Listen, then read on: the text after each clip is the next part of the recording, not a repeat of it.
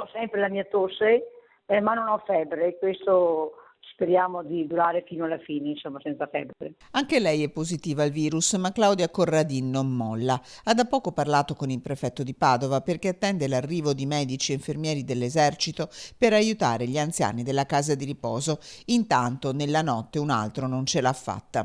Questa notte un altro decesso, siamo arrivati a 16 persone che se ne sono andate dentro della struttura. Che adesso sono rimasti 52 all'interno, 5 all'ospedale e 16 che se ne sono andate.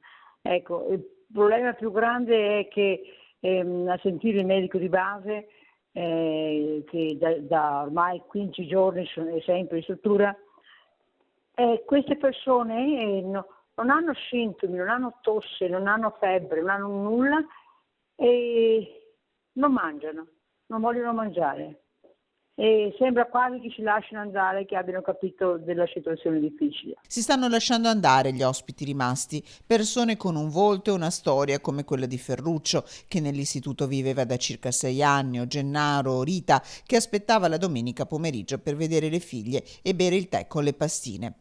Una casa, racconta. C'è la professionalità, ma non essendo strutture molto molto ampie, e le persone sono ancora persone, c'è una dimensione umana e c'è un rapporto quasi personale tra operatori, anzi senza quasi, tra operatori e pazienti, cioè, o meglio, e ospiti. I tempi sull'arrivo del personale dell'esercito non sono ancora certi, serve dare un ricambio a chi lavora all'interno. Speriamo che arrivi questo personale dell'esercito, infermieri che possano dare il cambio al personale già stremato e quindi con un po' più di personale magari ci illudiamo che possano essere accuditi, magari aiutati a mangiare e possono riprendere. C'è il via libera, ha assicurato anche il sottosegretario Vicentino Achille Variati. A Merlara sperano e intanto combattono.